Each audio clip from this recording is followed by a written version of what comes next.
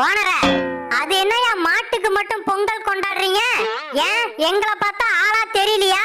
மாட்டுக்கு முட்டை தான் தெரியும், எனக்கு முட்டை போட தெரியும்டா. காரி துப்பிடுவான், ஓடி போயிடு. நான்சென்ஸ். மாட்டை வச்சுதான்டா விவசாயம் பண்ண முடியும். மாட்டை வச்சு எங்கடா விவசாயம் பண்றீங்க? கோனாறு உரக்கடையும் கோயந்தசாமி டிராக்டரையும் வச்சு தானே விவசாயம் பண்றீங்க. மாடு சாணி போடும், நல்லா வாயில வந்துரும். இதெல்லாம் ஒரு காரணமாடி. மாடு பால் கறக்கும், நீ கறப்பியா? மாடு ஜல்லிக்கட்டுக்கு போவோம், நீ போவியா? ஆதி காலத்துல இருந்து மாட்டை வச்சுதான் விவசாயம் பண்ணிருக்காங்க. மாடுதான் சாமி. சரி, மாடு எங்கடா? ஏன்டா முழிக்கிற? காசு இல்லன்னு போன வாரம் சந்தையில வித்துட்டோம்.